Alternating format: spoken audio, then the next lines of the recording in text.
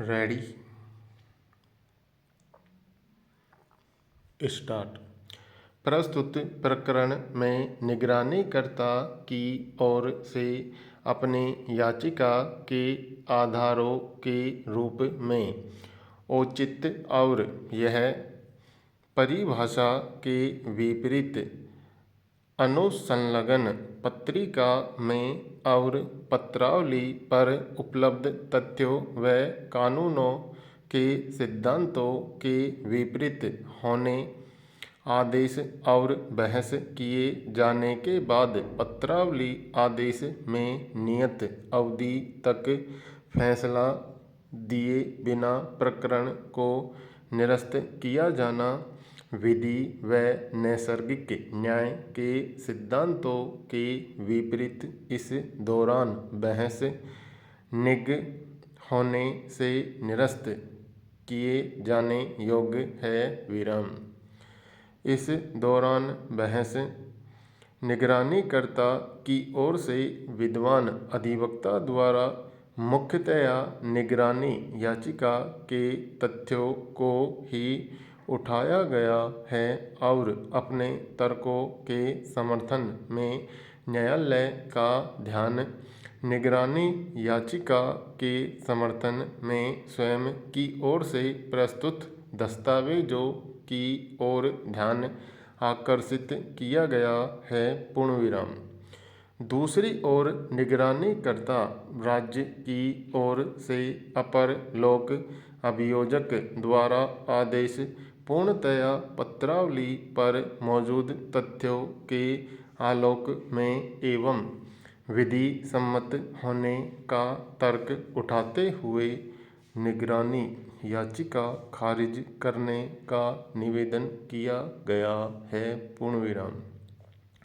उभय पक्षों को सुनने के पश्चात प्रकरण से संबंधित तथ्यों का अवलोकन के समक्ष धारा 499, 501 भारतीय दंड संहिता में परिवाद को यह स्थिति पूर्णतया स्पष्ट हो जाती है कि निगरानीकर्ता परिवादिया द्वारा विचारण न्यायालय प्रस्तुत किया गया था, जिसमें परिवादिया की ओर से स्वयं की साक्ष्य प्रस्तुत की गई एवं यह उक्त दिनांक को विचारण न्यायालय द्वारा बहस सुनी जाकर पत्रावली के वास्ते आदेश दिनांक को नियत की गई दिनांक को फरियादी पक्ष उपस्थित नहीं हुआ और विचारण न्यायालय द्वारा पत्रावली पर उचित आदेश उक्त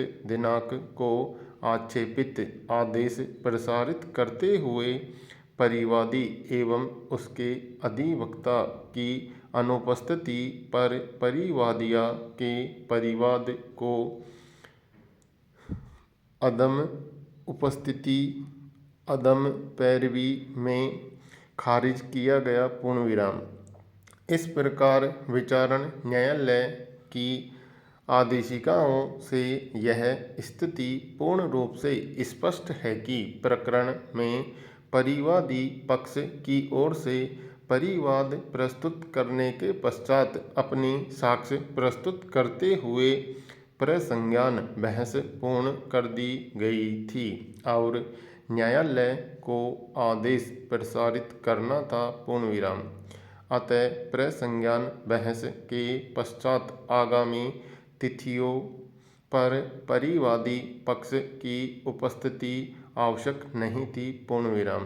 धारा 256 दंड प्रक्रिया संहिता के प्रावधानों समन मामलों के विचारण के समय परिवाद पर समन जारी कर दिया गया हो और अभियुक्त को हाजिर होने के लिए नियत दिन या उसके किसी दिन जिसके लिए सुनवाई स्थगित की जाती है। पूर्णविराम। प्रकरण में आई साक्ष्य से यह कहीं भी दर्शित नहीं होता है कि उक्त अपराध में अभियुक्त ने कोई अपराध कारित किया है, पूर्ण विराम। अतः प्रस्तुत प्रकरण में अभियुक्त को भारतीय दंड संहिता की धारा 499, 501 की उपधारा 2 और 3 के आरोप से दोष मुक्त किया जाता है, पूर्ण विराम।